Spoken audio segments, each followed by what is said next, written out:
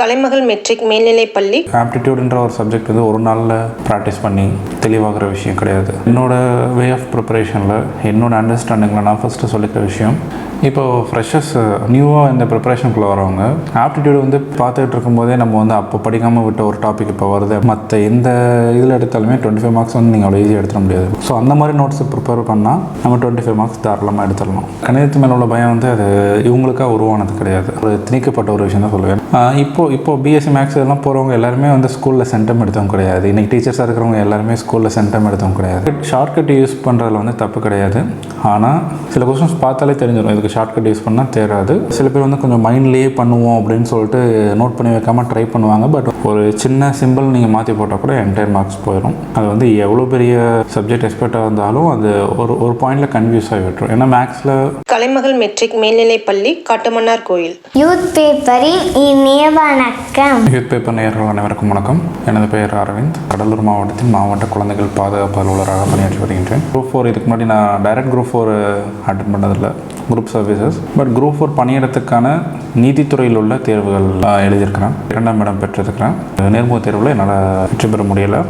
Group 4 தேர்வை பொறுத்த வரைக்கும் எப்பவுமே அதுக்கு காம்படிஷன் ரொம்ப அதிகமாகவே இருக்கும். மற்ற எல்லா சர்வீசஸை விட ரொம்ப அதிகமான காம்படிஷன்ஸ். சிலபஸ் ஓரளவு லிமிட்டடாக இருந்தாலும் அந்த காம்படிஷனுக்காகவே அதோட டஃப்னஸ் வந்து கொஞ்சம் இன்க்ரீஸ் ஆக தான் செய்யும் எப்போவுமே. இப்போது ரிவைஸ்டு சிலபஸ் பார்த்திங்கன்னா லாங்குவேஜ் 100 மார்க்ஸ் இருக்குது, remaining general studies and aptitude இருக்குது. ஸோ நான் எல்லாருக்குமே ஃபஸ்ட்டு என்னோட வே ஆஃப் ப்ரிப்பரேஷனில் என்னோட அண்டர்ஸ்டாண்டிங்கில் நான் ஃபஸ்ட்டு சொல்லிக்கிற விஷயம், ஆப்டிடியூட் அந்த 25 மார்க்ஸ் யாருமே தயார் செஞ்சு விட வேண்டாம். அந்த 25 மார்க்ஸ் ரொம்ப ஒரு குறைந்த காலகட்டத்தில் தயார் செஞ்சாலே அந்த 25 மதிப்பெண்கள் வந்து ஈஸியாக பெற முடியும். அதற்கு தேவை வந்து தினமும் ஒரு அரை மணி நேரம் ஒதுக்கணும். ஆப்டிடியூடுன்ற ஒரு சப்ஜெக்ட் வந்து ஒரு நாளில் ப்ராக்டிஸ் பண்ணி தெளிவாகிற விஷயம் கிடையாது. தினம் அதை ப்ராக்டிஸ் பண்ணணும். அதை நீங்கள் ரொம்ப ஒதுக்கவும் தேவையில்லை. தினமும் ஒரு அரை மணி நேரம் ஆப்டிடியூட் கொஸ்டின்ஸ் வந்து சால்வ் பண்ணி நீங்கள் ப்ராக்டிஸ் பண்ணாலே போதும். அதுக்குன்னு தனியாக நீங்கள் படிக்க தேவையில்லை, நீங்கள் ப்ராக்டிஸ் பண்ணாலே போதும். தேர்வு அப்போ உங்களுக்கு வந்து அனைத்து கேள்வியிலும் அட்டன் பண்ணி 25 மதிப்பெண்கள் பெற அளவுக்கான ஒரு தெளிவு கிடைத்தணும். ஸோ அது வந்து ஒரு மெயின் பாயிண்ட். இது என்னோட வே ஆஃப் ஆஸ்பெக்ட். இப்போது ஃப்ரெஷர்ஸ் நியூவாக இந்த ப்ரிப்பரேஷனுக்குள்ளே வரவங்க ஆப்டிடியூடு வந்து ஒரு புது விஷயம் கிடையாது. இத்தனை ஒரு 12 வருடங்கள் வந்து நம்ம பள்ளியில் படித்த விஷயங்கள்லாம் கொஞ்சம் ஜம்பிள் பண்ணி கொஞ்சம் அதோட வே ஆஃப் கொஸ்டினிங் வந்து மாற்றி கேட்டிருப்பாங்க. ஸோ அந்த மாதிரி கேட்கும் பொழுது நம்ம ஃபஸ்ட்டு ஒரு ட்ரையல் அண்ட் எரர் மெத்தட் தான். புது கொஸ்டின்ஸை ஃபேஸ் பண்ணணும். ஆப்டிடியூடில் எந்த மாதிரி கொஸ்டின்ஸ் வர சான்ஸ் இருக்குன்றதை அவங்க ஃபேஸ் பண்ணணும். ஃபேஸ் பண்ணிவிட்டு எந்தெந்த இடத்துல அவங்க லேக் ஆகுறாங்க ஃபஸ்ட்டு ஒரு அட்டெம்ப்ட் மாதிரி கொடுத்து ட்ரை பண்ணிவிட்டு எந்தெந்த இடத்துல லேக் ஆகுறாங்கன்னு பார்த்துட்டு, ஸோ அந்த கொஸ்டின்ஸ் ஃபுல்லாக பார்த்திங்கன்னா அதில் யூஸ் பண்ணியிருக்கிற ஃபார்முலாஸோ ஐடியாஸோ பார்த்திங்கன்னா ஸ்கூல் சப்ஜெக்ட்ஸாக தான் இருக்கும். 12th பிலோவில் உள்ள சப்ஜெக்ட்ஸ் அது சம்மந்தப்பட்ட ஃபார்முலாஸோ யூஸ் பண்ணியிருப்பாங்க. பட் இந்த கொஸ்டினுக்கு நம்ம இந்த வே ஆஃப் அப்ரோச் தான் யூஸ் பண்ணணுன்றது மட்டும் தான் உங்களுக்கு தெரியாமல் இருக்கும். ஸோ அதை தெரிஞ்சுக்கிறதுக்கு இவங்க ஒரு புதுசாக வரவங்களே வந்து தனியாக உட்காந்து ஃபார்முலாஸ் உட்காந்து திரும்ப மெமரைஸ் பண்ணணுன்ற அவசியம் இல்லை. எடுத்தோட கொஸ்டின் அட்டன் பண்ணலாம். எந்த அளவுக்கு அவங்க டிஃபிகல்ட்டி ஃபேஸ் பண்ணுறாங்க, எதுவுமே அட்டன் பண்ண முடியலன்னா அவங்க ஹேவ் டு கோ பேக். அந்த ஸ்கூலில் உள்ள ஃபார்முலாஸ் எல்லாமே இப்போது சில புக்ஸ்லாம் வைக்கிறாங்க. அதாவது இந்த ஆப்டிடியூடுக்குன்னு சில புக்ஸ் இருக்கும், அதில் ஃபார்முலா எல்லாமே கான்சியஸாக கொடுத்துருப்பாங்க. ஸோ என்னென்ன டாபிக்ஸ் இருக்குன்னு கொடுத்துருப்பாங்க. அதை அவங்க ரெஃபர் பண்ணாலே போதும். அதை ரெஃபர் பண்ணி ஒரு பேசிக் ஃபார்முலாஸ் மட்டும்தான், பேசிக் ஃபார்முலாஸ் படிக்கிறதுக்கு மட்டும்தான் அந்த நோட்ஸ். பட் அதுக்கப்புறம் மார்க்ஸ் எடுக்கணும்னா அவங்க ப்ராக்டிஸ் பண்ணால் மட்டும்தான் முடியும். ஸோ ரெகுலர் ப்ராக்டிஸ் ரொம்ப இம்பார்ட்டன்ட். அந்த 25 மார்க்ஸை ஃபுல்லாக வாங்கினா ரெகுலர் ப்ராக்டிஸ் ரொம்ப இம்பார்ட்டன்ட். அது ஒரு டைம் சேவிங்காகவும் இருக்கும். மற்ற எந்த இதில் எடுத்தாலுமே 25 மார்க்ஸ் வந்து நீங்கள் அவ்வளோ ஈஸியாக எடுத்துட முடியாது. பட் இதில் வந்து நல்லா ப்ராக்டிஸ் ஆகி எல்லாமே அட்டன் பண்ணுற அளவுக்கு ஒரு கெப்பாசிட்டியோட போய் எக்ஸாம் ஃபேஸ் பண்ணும்பொழுது 25 மார்க்ஸ் வந்து ஒரு ஷார்ட் ஸ்பேன் ஆஃப் டைம்லேயே டக்குன்னு வரும். கணிதத்து மேலே உள்ள பயம் வந்து அது இவங்களுக்காக உருவானது கிடையாது. அது வந்து ஜென்ரலாக ஒரு திணிக்கப்பட்ட ஒரு விஷயம் தான் சொல்லுவேன். ஏன்னா அந்த காலத்தில் வந்து கணிதம் டஃப்னு சொல்லிட்டு இது பண்ணுறாங்க. இப்போது பிஎஸ்சி மேக்ஸ் இதெல்லாம் போகிறவங்க எல்லாருமே வந்து ஸ்கூலில் சென்டம் எடுத்தவங்க கிடையாது. இன்றைக்கி டீச்சர்ஸாக இருக்கிறவங்க எல்லாருமே ஸ்கூலில் சென்டம் எடுத்தவங்க கிடையாது. எல்லாருமே பை சாய்ஸாக எடுத்துருக்கலாம், இல்லை வந்து பை ஆப்ஷன் வேறு ஆப்ஷன் இல்லாமல் கூட மேக்ஸ் எடுத்துருக்கலாம். பட் இன்றைக்கி ஒரு நல்ல டீச்சர்ஸாக இருப்பாங்க. ஸோ கணிதத்தை பொறுத்த வரைக்கும் அதை வந்து நம்ம எந்த அளவுக்கு அண்டர்ஸ்டாண்ட் பண்ணிக்கிறோம். அதாவது நம்ம வந்து ஒரு சப்ஜெக்ட் பார்த்துக்கிட்டு இருக்கும்போதே நம்ம வந்து அப்போ படிக்காமல் விட்ட ஒரு டாபிக் இப்போ வருது அப்படின்னு சொல்லிட்டு பயப்பட தேவையில்லை. அதை நம்ம கொஞ்சம் டைம் ஸ்பெண்ட் பண்ணி அதை அனலைஸ் பண்ணி பார்த்தாலே அந்த விஷயம் ஈஸியாக புரிஞ்சிடும். ஸோ கணிதத்துக்கு அது ஒரு ஸ்பெஷாலிட்டி. சில இடத்துல நம்ம refer back to old classes பண்ண வேண்டிய சுச்சுவேஷன் வரும் சில சம்ஸ் ஃபேஸ் பண்ணும்போது. எஸ்பெஷலி இந்த 10th 11th 12th சம் அது ரிலேட்டடான சப்ஜெக்ட்ஸ் சம்ஸ்லாம் பண்ணும்போது தேவை வரும். பட் அது வெரி மினிமல் தான். அந்த டாபிக்ஸை ஃபேஸ் பண்ணும்போது மட்டும் நீங்கள் பழைய புக்ஸ் எடுத்து நம்ம ரெஃபர் பண்ணி அதை கொஞ்சம் கிளியர் அவுட் பண்ணி அந்த டைமில் கொஞ்சம் எழுதி பார்த்துக்கிட்டாலே அது நமக்கு ஈஸியாக வரும். ஸோ ஸோ ஒரு சம் நமக்கு வந்து டவுட்ஃபுல்லாக இருக்குது, இல்லை இந்த ஒரு டாபிக் வந்து நம்ம சரியாக படிக்காம விட்டுட்டோம்னா அந்த டாப்பிக்கில் ஒரு 10 சம் அட்டன் பண்ணாலே நமக்கு அந்த அதில் வெரைட்டி ஆஃப் சம்ஸ் நம்ம ப்ராக்டிஸ் பண்ணி பார்க்கும்பொழுது அந்த சப்ஜெக்ட் கொஞ்சம் நமக்கு ஈஸியாக இருக்கும். ஸோ எனக்கு தெரிஞ்சு கொஞ்சம் ஈஸியான சப்ஜெக்ட்டு அதுதான். எனக்கு மற்ற சப்ஜெக்ட் தான் கஷ்டமாக இருந்தது, மேத்ஸ் ரொம்ப ஈஸியாக இருந்தது.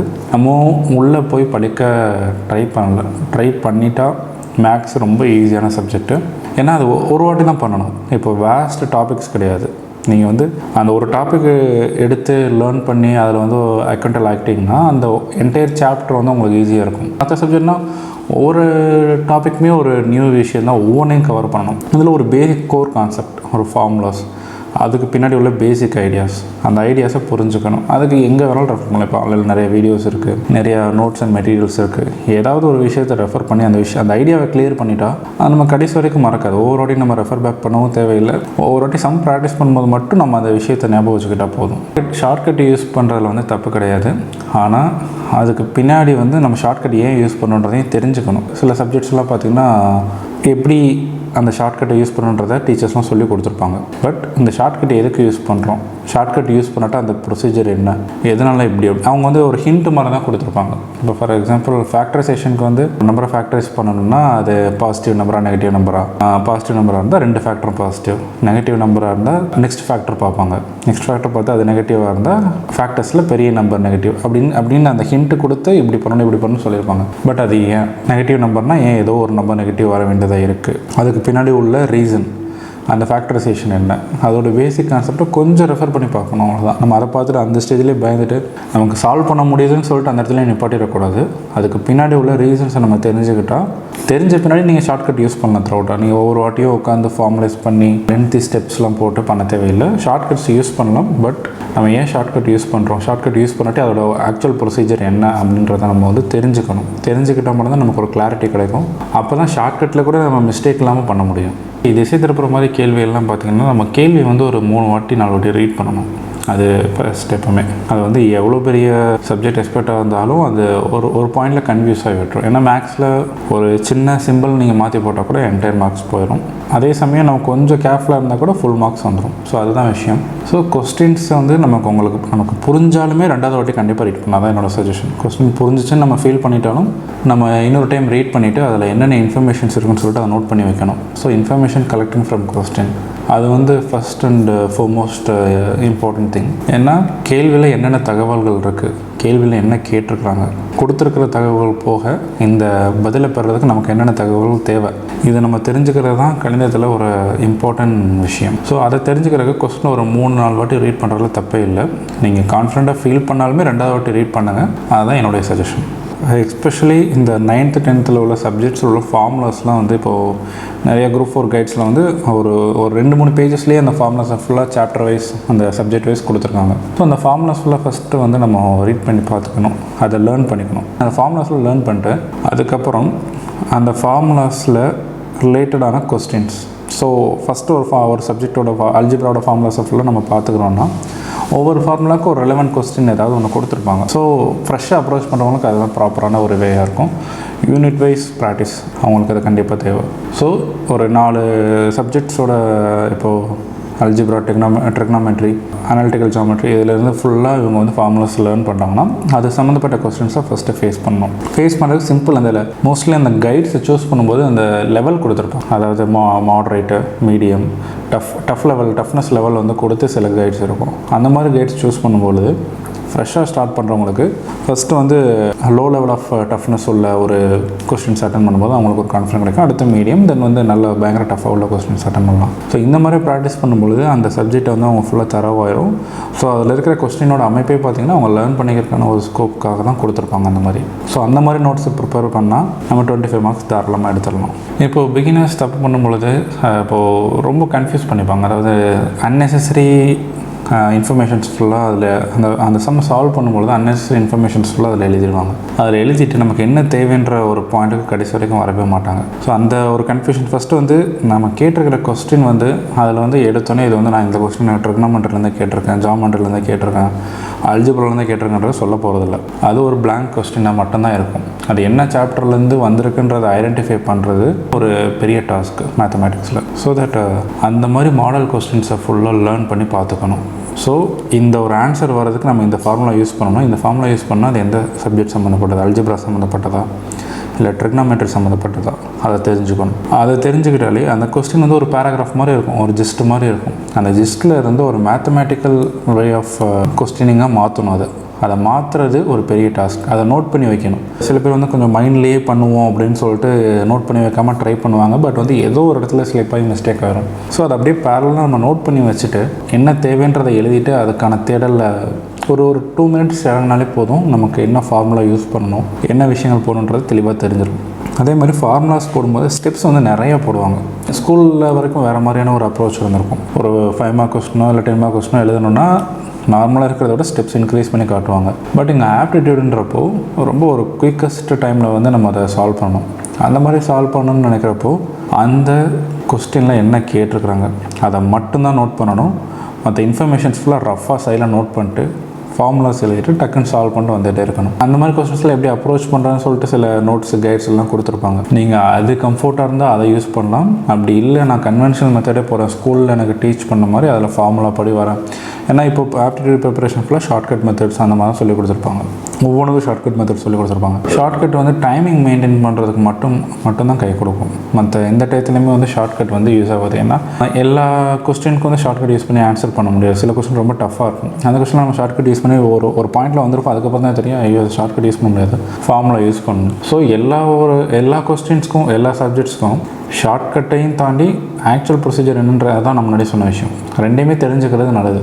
ஸோ சில கேள்விகளுக்கு வந்து ஷார்ட்கட் யூஸ் பண்ணி டக்குன்னு ஆன்சரே பண்ண முடியாது. ரொம்ப ரொம்ப டஃப்பான கொஸ்டின்ஸ்க்குலாம் நம்ம வந்து ஒரு அண்டர்ஸ்டாண்டிங் வேணும்னா ஆக்சுவல் ப்ரொசீஜரையும் தெரிஞ்சுக்கணும், ஷார்ட்கட்டையும் தெரிஞ்சுக்கணும். டைமிங் வேணும்னா ஷார்ட்கட்.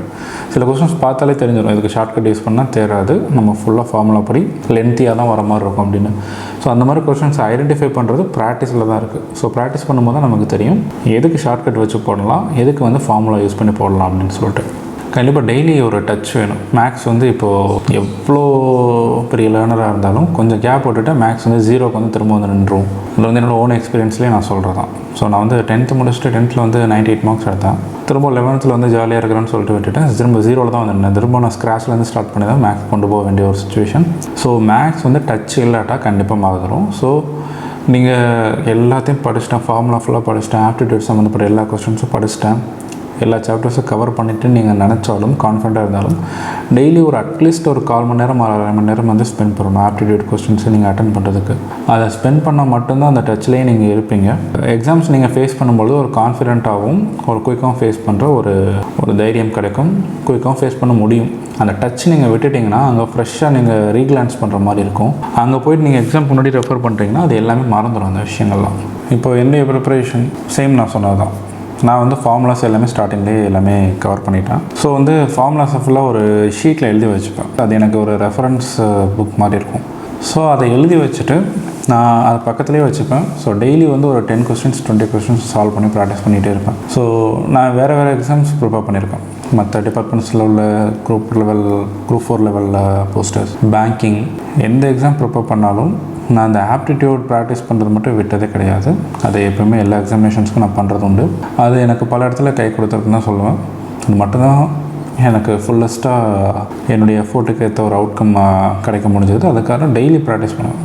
எந்த எக்ஸாம் ப்ரிப்பேர் பண்ணாலும் அதில் ஆப்டிடியூட் கண்டிப்பாக ஒரு நாமினபிள் பார்ட்டாவது இருக்கும். ஸோ அதனால் டெய்லி ப்ராக்டிஸ் பண்ணுறது வெரி இம்பார்ட்டன்ட். அதை ஃபாலோ பண்ணி தான் நான் இந்த பதவியில் இருக்கிற தேர்வுலையும் சரி, நான் கிளியர் பண்ண சில வங்கி தேர்வுகள்லையும் சரி, நான் அதை பயன்படுத்தி தான் ஒரு ஃபுல் மார்க் எடுக்க முடிஞ்சது.